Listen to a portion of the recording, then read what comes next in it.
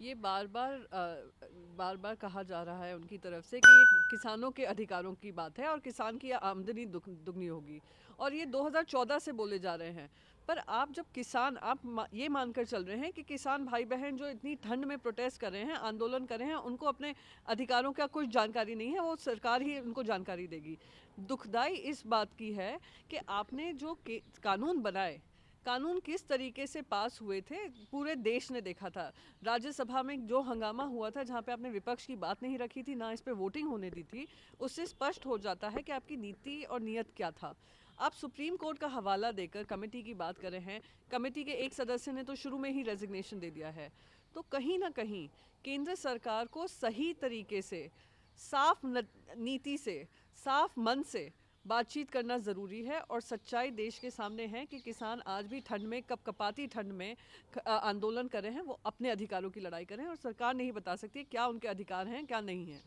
देखिए, सबसे पहले जो नियम कानून बनते हैं वो पार्लियामेंट में बनते हैं। पार्लियामेंट का अधिकार क्षेत्र होता है, वहाँ पे बातचीत ना कर कर अब सुप्रीम कोर्ट के द्वारा एक कमेटी बनाई जाती है। उस कमेटी के आधार पर निर्णय लिया जाएगा कि ये कानून रखे जाएंगे या उनको हटाया जाएगा।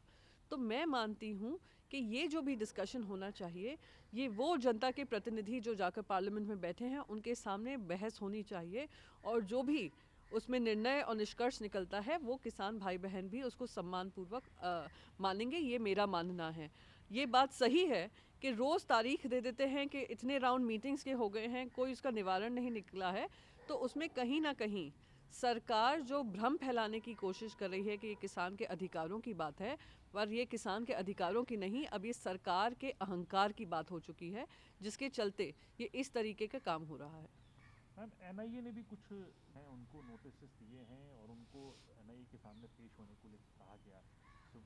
अकाली दल समर्थन में आया है उन नेताओं के और कहा कि वाकई ये प्रोटेस्टर्स को डराने का एक नया तरीका है। जिस तरीके से हम देख रहे हैं कि सरकार पूरी अपनी मेहनत और कोशिश इस बात में लगी है कि ये कानून ना हटाकर आप इन जो आंदोलन कर रहे हैं आंदोलनकारियों को पीछे भेजें, उनको उनके घर वापस भेजें, उनको खालिस्तानी बता देते हैं, आप उनको टेररिस्ट बता देते हैं, आप उनको पाक समर्थक बता देते हैं और अब आप उनको इस तरीके से हड़काने की कोशिश कर रहे हैं कि उनको, ये सिर्फ कुछ लोगों को नहीं गया है, हर गांव के हर किसान के घर जो आज प्रोटेस्ट कर रहे हैं उनके परिवारों को ये एनआईए नोटिस गए हैं। तो क्या ये नहीं बताता कि आप अपना धन बल का इस्तेमाल कर कर, सत्ता बल का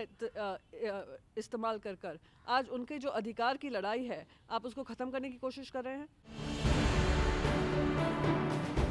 फिक्र आपकी, सोमवार से शुक्रवार रात 9 बजे सिर्फ टीवी 9 भारतवर्ष पर।